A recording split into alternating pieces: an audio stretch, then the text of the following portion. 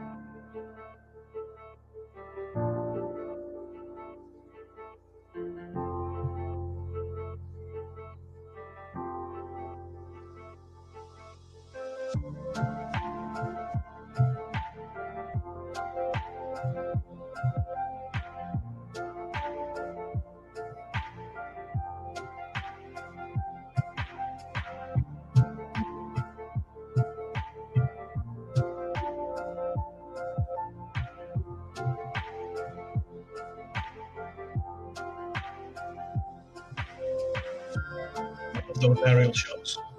Amazing. Mm-hmm.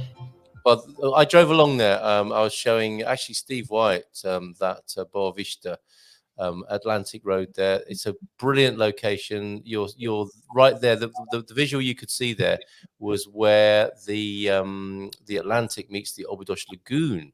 That is a beautiful property. Tell us more about it, please, if you will, Carl. Okay, so this is listed by my colleague on the Silver Coast, Dirta Bremer. Fantastic agent, fluent German, Portuguese, and English. So if you've got property needs in that area, you can give her a call. Yeah, this place was built in 2022. It's a beautiful place. I mean, you can tell by the images there. Someone's given great thought to the design of it. 300 or a little over 300 square meters, T3, 2 bathrooms. One of those is an ensuite. As you can see from those images you're showing now, huge windows, so I love that place. Yeah, lots of natural light, and they're looking out sort of onto the local countryside. They're not looking out onto your neighbours, so you've still got a lot of privacy. Just a beautiful space. If you saw from the video as well, it seems like the property at one side sort of it goes over kind of a natural slope in the ground, and they've built a garage into that side, so you've got like a double-story garage. I think it's about 60 square meters. You could fit a camper van in there. It's a huge space, so great for sort of outdoor living kind of thing. If you like outdoor activities and things like that. Well, that's what I'm looking at here. We've got this is the study, isn't it? And in the video, I was thinking, is that fly fishing or fishing equipment there? And maybe they go fishing on the Óbidos Lagoon. This is an outstanding place. I love the architecture of this particular home. It's a great location.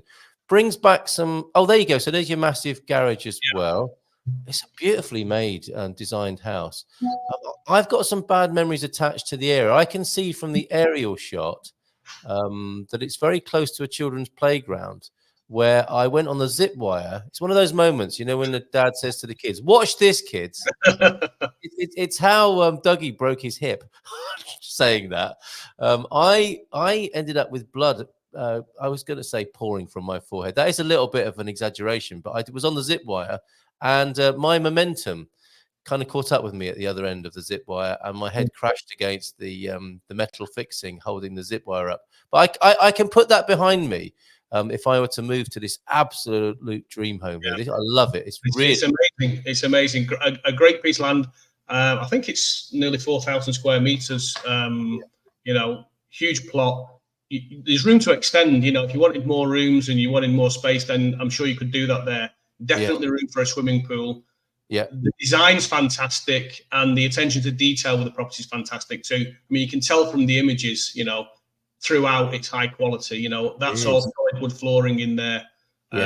No expense has been spared. So a really beautiful place, and I wanted to show it today because every time I come on the show, I want to find something that's interesting to talk about. And I mean, I was in São Martinho de Porto just a month ago for the event at the Storytellers Lounge, and I drove from São Martinho to Foz do Arelho, where this property is, because my uncle is staying there now. He sort of goes to that area once a year, and you know the area better than me. It's amazing. I was there a couple of weeks ago in that lagoon there. It's the most incredible place, and the lagoon stretches far inland.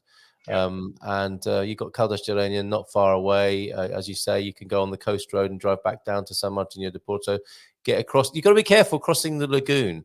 If you don't make it in time, apparently workers back in the day had to make sure they were on the right side of the water before the tide came in, because they would be walking for hours if they didn't make it back in time to the right side of the lagoon after the water had come in. And it's a very dynamic area. The water comes in, it creates little pools. We were having a paddle in there a couple of weeks ago. Fish get trapped in certain parts of it. It's a really special place, in terms of its location and beauty. Quite frankly, Dougie, I didn't mean that badly, but I mean, dads do say that, don't they? Watch this, kids. And then next thing you know, dad's rolling around on the floor in agony for one reason or another as he tries to show off in front of the children.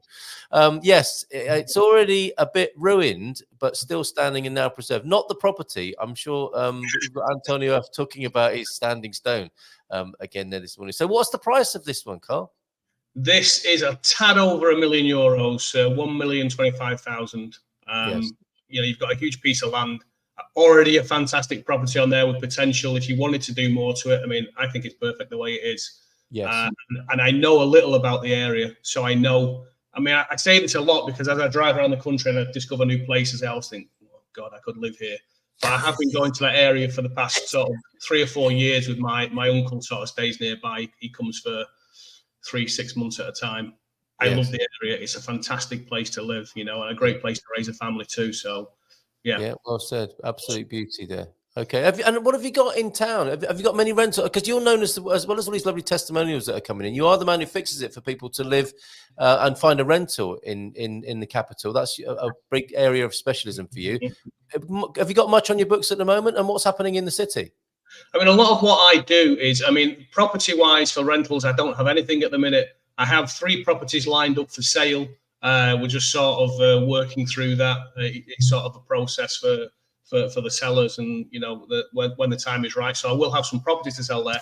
With regards to rentals, a lot of what I do is actually in the buyer's agent kind of mold of things, helping people find a place, supporting them through it. I was watching the show just a little before I came on with Veronica talking about scams and all this kind of thing, and this is where finding somebody to support you. If somebody like me, great, or somebody at least, if you don't want to use an agent, somebody who's been through the process. There are perils and pitfalls, a lot of what I do is actually in the buyer's agent sort of sphere. I will go out and find you the place, and then we'll use our in-house lawyer, who is excellent. I know Veronica was saying some agencies, maybe the lawyer isn't doing their due diligence, maybe dotting the I's and crossing the T's. I can tell you now, our lawyer, God, you can be a pain in the ass sometimes. She really does like to dot those I's and cross those T's, but it's good. It's good. We all know that it's there for a reason, and that's why we work with the best in the business. So, yeah.